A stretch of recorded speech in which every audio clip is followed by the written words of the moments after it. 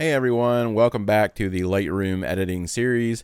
My name is Matt Kuda, and today we are going to be looking at part 1 of advanced wildlife photography editing in Lightroom, and it's July 2022. So a lot of new features, and we're going to take a look at all of them that mean anything. So I hope you'll stay with me. It's going to be a great series, and I look forward to creating it. So what I have in front of me today is a photograph that is very typical wildlife photography in the wild. We have a barred owl here. We've got a bright background.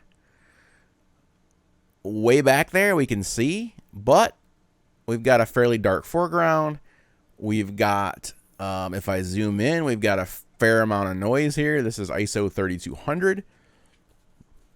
And but all in all, a good shot. I mean, a typical wildlife shot, but it's nowhere near done. And if you haven't watched the basic wildlife photography video, please do that first, because we're going to get into some pretty interesting and advanced editing in this series.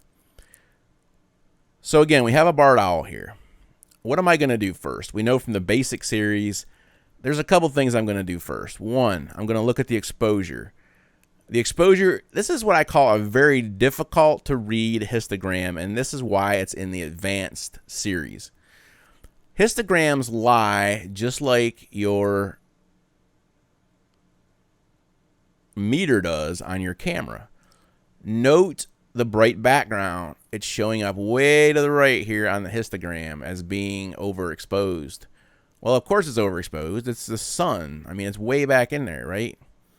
We're interested in the bird and the perch and the leaves directly around the bird and the perch. We're not interested in this little splotch of light here or down here, except that we're going to do some things to it in a minute to make it not so bright. We want him to be exposed properly. So there's a couple ways we can approach this. We can do a global exposure change. So I can left click on my exposure, as I did in the basics video, and increase the exposure to where the bird is properly exposed generally, right? But that also raised my background up. I don't want to raise up my background. So double click on the exposure label here. It will take us back to where it was originally. Now I have a couple other options here. I can use my brushes, and I can lighten him up with brushes. Or I can use a new feature that Lightroom has called Select Subject. So the first thing I'm going to do, and follow me very carefully here because this gets very interesting. I click the masking icon here. I click Create New Mask. Select subject. It tries to find my subject, detect it, and then highlight it. But it doesn't always do a perfect job. And we're going to see here that I may need to do a few minor tweaks to get it to where we want to be. If you'll notice, it did not get all of the tail selected. It also selected this branch here, which is not that big of a deal, but I'm mostly concerned with the parts of the owl that did not get selected. So, to select the whole owl, I need to click the Add button over here in my mask, and then I'm going to click the brush. And then, just like we did in the basics video, I'm going to come in here. I'm going to bring my brush down by using either the control wheel or the left bracket button on the keyboard. And I'm going to paint in the spots very carefully that Lightroom missed. Okay? It doesn't have to be perfect, but we do want to get it. Okay? Doesn't have to be perfect. If I wanted to get this branch out of here as far as being highlighted, I can do that. I think in this case, I'm not really going to worry about it. I'm just going to leave it there just for the purposes of this demonstration. Now, if I did want to get rid of it, I could simply come over here and hit the subtract button. But I'm not going to do that. So I've got the subject highlighted now. This is one of the coolest features in the new version of Lightroom. This before was only available if you went in and edited it in Lightroom. I mean in Adobe Photoshop. Now we can do it in Lightroom. So now that it's selected, come down here to effects, exposure, so on. Left click on exposure, increase the exposure. Notice that the selection went away, so I can see it get brighter or darker. So we can see that just the bird, I'm gonna over exaggerate this.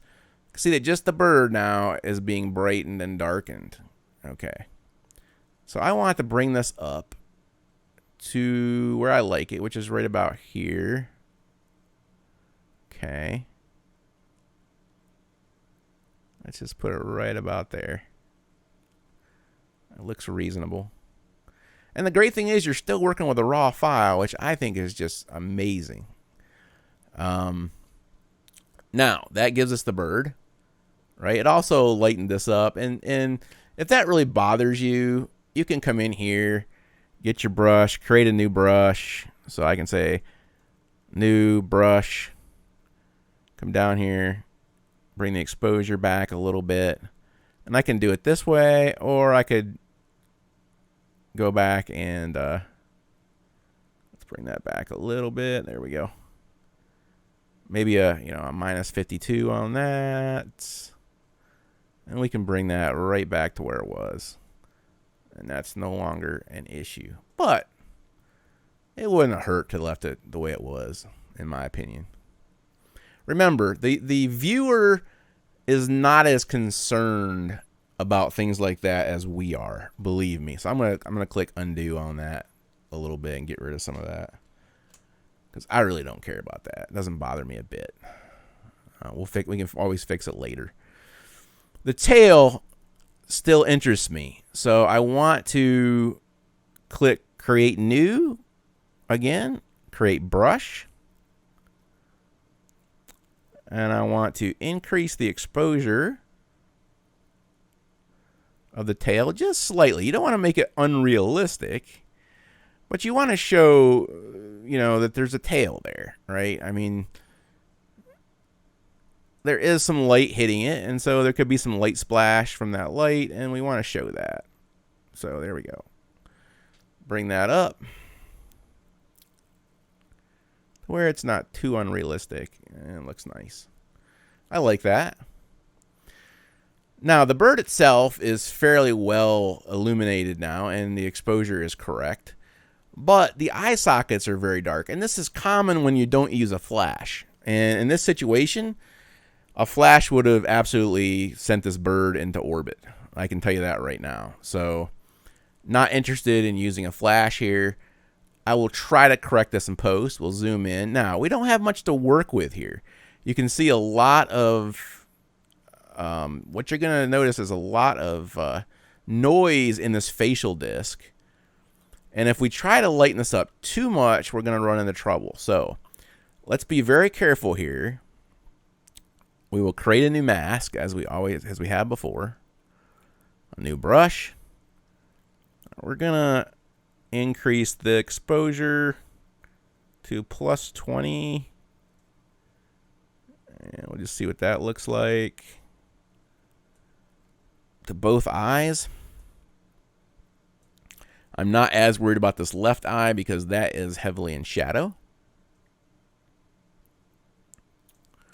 All right, and I'm going to increase that up to about 46. And I'm going to push that a little higher. I don't want to go too far. It's already showing a lot of noise right there, so we'll try to take care of that later. Now, if you're using a an anti-noise program or a denoise type of program, you would have wanted to run that first, but that is for another video, so I'm not going to talk about that necessarily right here.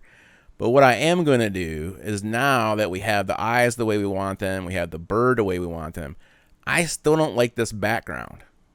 Okay? Now, there's a couple ways we can deal with this background. One is through spot. I call it spot reducing the luminance. And the other is through doing an inverse selection of your background and then darkening it. In this case, if we do an inverse selection, we're going to end up darkening all of the wood up front, all the leaves, and we don't want to do that. So we want to do some brush work here. We want to click on the mask tool again. I'm going to add a new mask, add a new brush, and now we're going to burn in some of this light. And so I'm going to come down here. I'm going to select minus 20 or minus 23. We're going to come in here and darken some of these areas. And you can left click and do it. You can hold it and do circular motions like we did in the basics class. You want to get all these hot spots and bring them back. Bring them back into where they should be.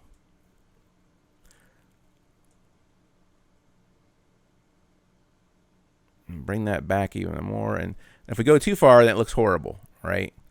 So we want to bring that to where it looks natural. Okay. And I'm going to say, what about minus 33 maybe? Looks pretty natural. And now that we have this the way we want it, we're going to want to crop this image. I don't like the crop of this image, and so we can play around with that. So if we go up here to the crop tool, crop overlay it's actually called, and I change this to say an 8x10, and that will bring in some of the sides, and I can either make this a horizontal 8x10 and leave it like this, which I don't really like that much. I'll show you what that looks like. You know, that would be perfectly fine. I'm not a huge fan of that particular image. We can try making this a vertical. So we can try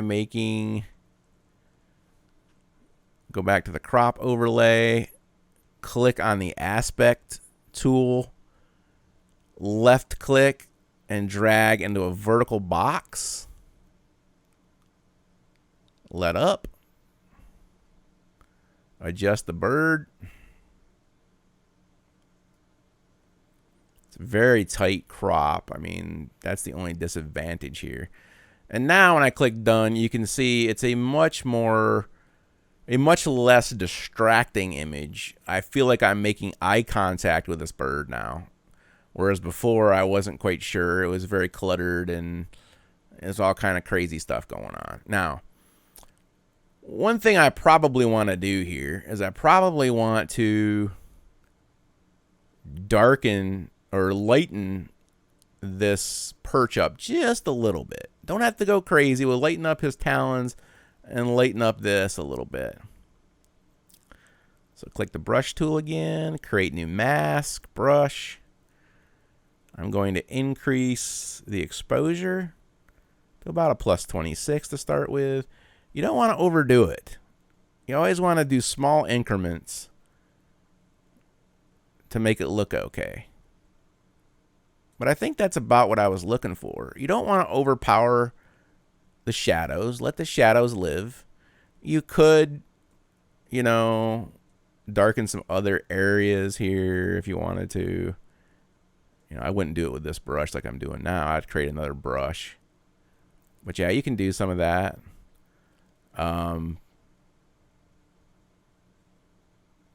Click the done button when you're done.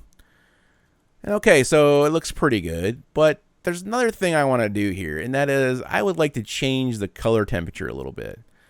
And so I want to add a little bit I want to increase my color temperature to add a little bit more golden color to it. So I'm going to bring that up to about 5300 Kelvin. That's what this is over here. That's a Kelvin measurement. And Sony's, which I shot this with, tend to be a little bit on the green side. And plus he's in green foliage. So we're going to add just a little bit more magenta, which is already added plus 37. And the way I do this, and it's kind of a gut feeling, I have a calibrated monitor. And what I do is I get a feel for it. So I come back here. Okay, that's too green. Let's come back up until we no longer see green in the whites. This is very important. You no longer want to see the color in the whites of the bird or the cream colored parts of the bird. No longer want to see that. When you start seeing magenta, you've gone too far. Pull it back until you start seeing white again. And there we go. Plus 32 is where I settled on. Now, if you'll notice, though, the eye sockets are still quite green. We've got a lot of green here in the tail.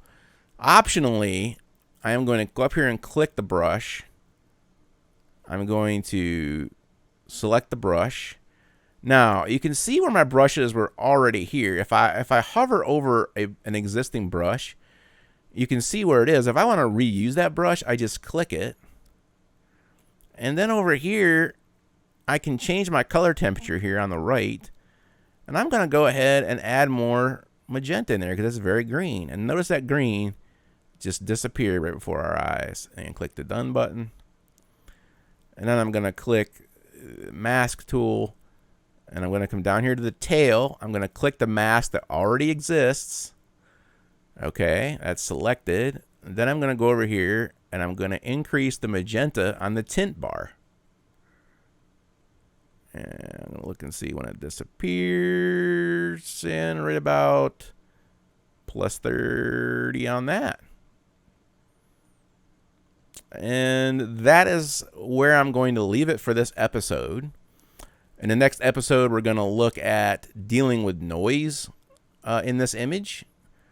And any kind of additional cleanup we're going to need, removal of possibly removing objects that may be in the image. But I think that's it for today. Come on back and we'll take a look at the next episode where we're going to look at a lot more fun stuff.